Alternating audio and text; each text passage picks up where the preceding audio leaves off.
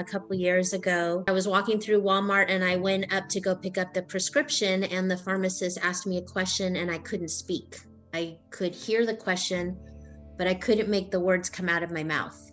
And it just shocked me. I didn't know what was happening. And it dawned on me that I did not know where I was at that moment and didn't know where my car was. And it took me 45 minutes to finally find my vehicle, and then even more time to figure out how to put the key in the ignition.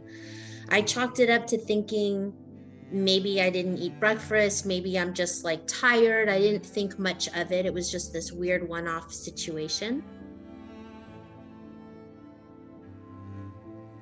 At the time, I was working at the Keller Williams in Bakersfield, and it was raining really hard. And in order to get home, it's like an hour drive. And you have to go over this big hill called the Grapevine, and it was covered in snow, and I didn't know how to get home. So an agent in our office, Joette, she said, I know the shortcut, follow me. I'm gonna get in my car. Her husband picked her up, so they were in their car in front of me, and I was driving behind them. We had literally just left the parking lot. It's about a mile to the freeway, and then I would have been on the freeway for an hour. It's important to know that. And we left the driveway and made a right turn, and we were on the city streets at a red light. And I guess I had a seizure. And my car started hitting the back of her car, and she's wondering, like, why is Tracy hitting the back of our car? And got out of her car and came around the driver's side, and I was literally having a seizure. And she called 911, and thank God that happened when it did, because I could have been on the freeway.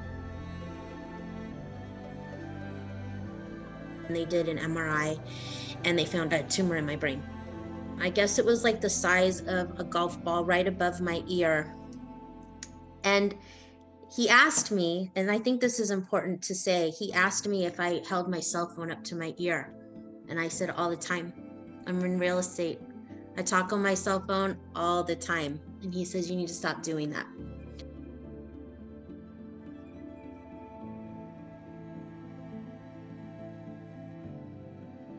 My driver's license was taken away. I couldn't drive for 6 months. You know, I was really scared. I think it was like 19 staples all in the side of my head. I was on really heavy steroids. But yeah, even after my surgery, I mean, I was up and on my laptop entering a listing into the MLS, and the doctor's like, okay, if you're good enough to be working, you're good enough to go home. You know, the one thing that you don't think about is how much is all of this gonna cost? You're basically just going through survival mode of, I don't want to die. And once all that kind of sinks in, then reality sets in, because you start getting these bills that just really rack up. And I had about a little over $30,000 in medical bills that I was not prepared for. Plus, on top of that, the fear of, how am I going to work? I can't drive. How am I going to pay for this? Just all these fears kind of set in.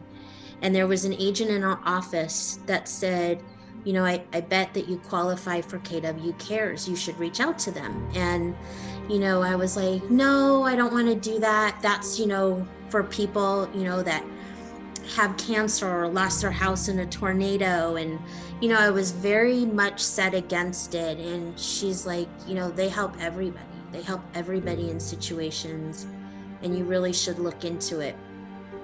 Yeah, it was really hard. It was really hard to take that first step.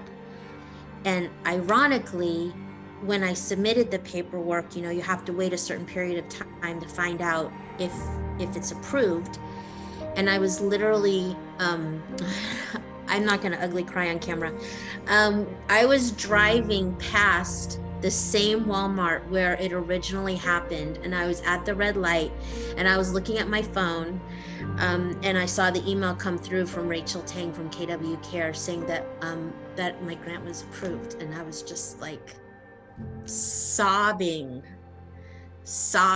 because you don't realize how much you need the help until you put your ego aside and you request for the help. And they came in there and helped, and it was just such a huge relief that they were able to help me.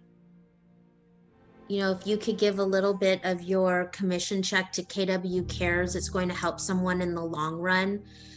You know, you don't have to necessarily wait for a tragedy to happen in your office to help somebody out. So whatever you can do to help, I know from personal experience that it will be truly appreciated